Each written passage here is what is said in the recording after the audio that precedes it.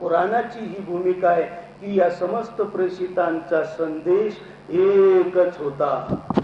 संदेश वेगळा नव्हता, भाषा वेगळी, काळ वेगळा, भौगोलिक क्षेत्र वेगळं असेल, पण संदेश वेगळा नव्हता. संदेश एकच होता.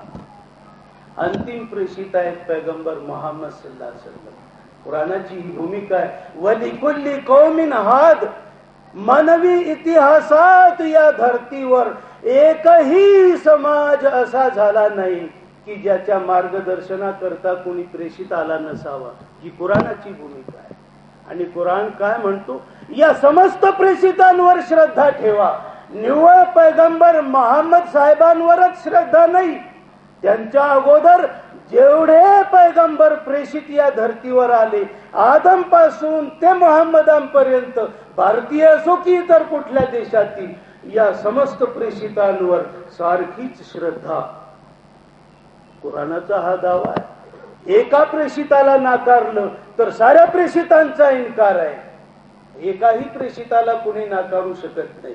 समस्त प्रेषितांवर श्रद्धा ही कुराणाची भूमिका आहे. या प्रेषितांनी जो संदेश दिला तो एकाच अल्लाहच्या बंदगीचा आहे. तकवा हा शब्द मी अगोदर आपल्या समोर ठेवला.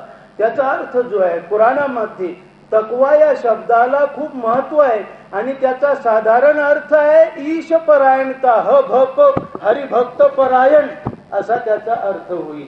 तकवा ईश भय, खौफे खुदा, खुदा का डर, ईश भीरुता. काय आहे हा तकवा? या 20व्या शतकातील एक महान मुस्लिम संत मौलाना सय्यद मौदूदी रहमतुल्लाह अलैह याच भारतवर्षातील, त्यांनी तकवा या शब्दाचा अर्थ स्पष्ट करताना एक उदाहरण दिलं. 2 घोडेस्वार आहेत, दोघे प्रवासात आहेत.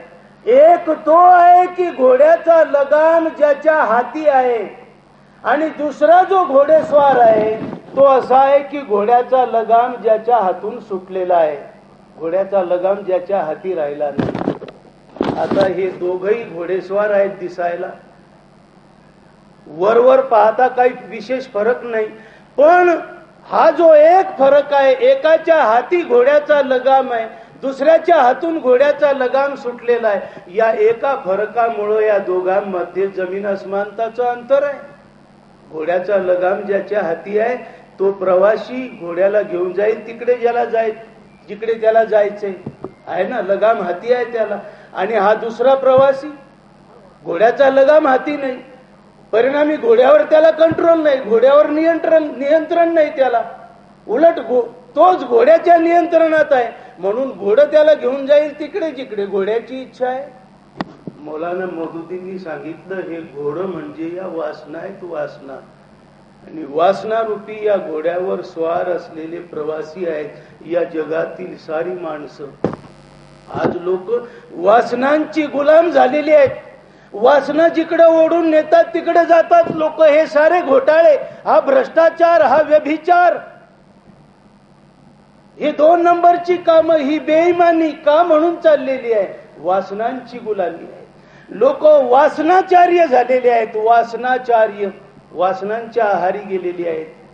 अल्लाहचे दास नाहीत, भगवंताचे दास नाहीत, वासनांचे दास आहेत, वासनांचे गुलाम आहेत. इस्लाम ही शिकवण देतो की वासनांची गुलामी नका करू, अल्लाहची गुलामी करा, अल्लाहच्या आज्ञाधारक करा. याची भीती बाळगा. तकव्याचा हा अर्थ आहे. पैगंबरांनी जो महत्वाचा संदेश मानव जातीला दिला एकेश्वरवादानंतर, तो आहे मरणोत्तर जीवनाचा. तोच खूप महत्वाचा आहे. तो आपणा समोर ठेवला म्हणजे हे 3 तत्व पूर्ण होतील इस्लामची. एक तर आहे तौहीद, एकेश्वरवाद, दुसरा आहे प्रेषितवाद, तिसरा आहे मरणोत्तर जीवन. मृत्यू आला, सकाळी चर्चा झाली की मृत्यू अटळ आहे, काळ्या दगडावरची रेग आहे, नाशिवंत देह जाणार सकळ. तुकोबा म्हणताय कुल्लू नफ्सिन जायकतुल मौत. कुराणात आहे हर जी रूह को मौत का मजा चखना है.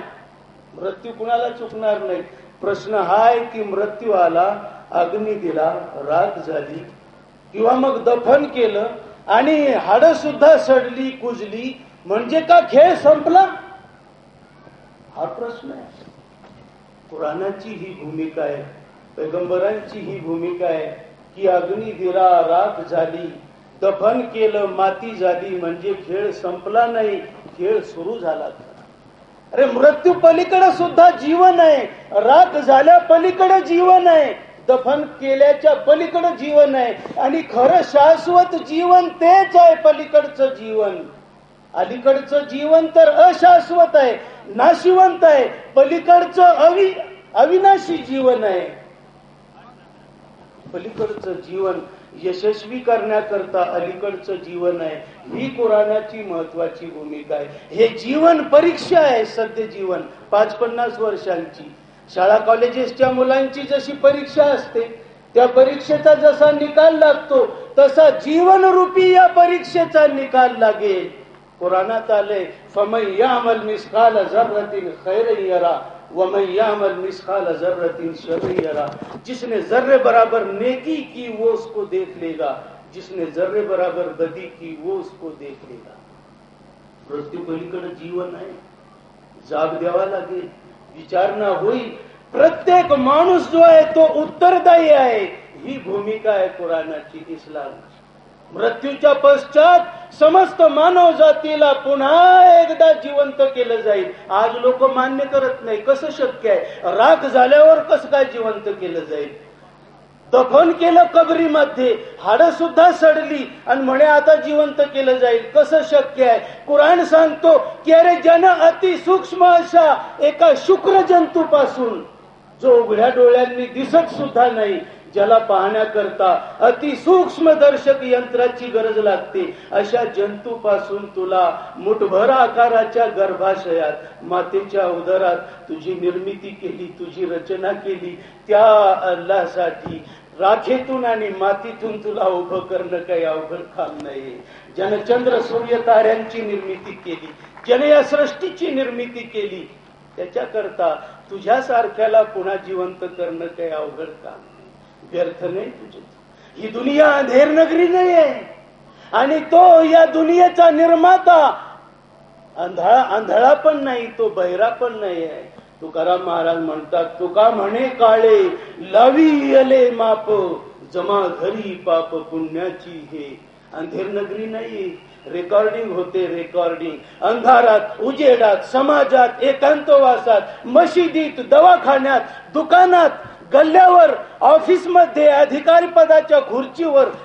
काय करतोय तू, काय करत नाहीस, कुणी पाहो की न पाहो, एक तो आहे जो सदा सर्वदा तुला पाहू नये, जो तुझ्यावर निगा ठेवू नये, आणि तुझी गाठ त्याच्याशीच आहे. जाब द्यावा लागेल, विचारणा होईल. दुधाचं दूध आणि पाण्याचं पाणी होईल. खऱ्याचं खरं आणि खोट्याचं खोटं होईल. न्याय निवाडा होईल एकदाचा. ही भूमिका आहे मरणोत्तर जीवनाचा हा सिद्धांत, ज्याला लोक विसरलेली आहेत. आज लोकांनी असा ग्रह केलाय की खा प्या आणि मौज मजा करा, की खा प्या आणि मौज मजा करून घ्या. अंधेर नगरी आहे ही दुनिया. कोणी पाहणारा नाही, कोणी ऐकणारा नाही, ना न्याय न निवाडा, न जात न जवा. असा एक गैरसमज लोकांनी करून घेतलाय. पण कुराण इस्लाम जो आहे तो लोकांना सावधान करतोय की नाही, पाहणारा आहे, ऐकणारा आहे, जाब द्यावा लागेल, विचारणा.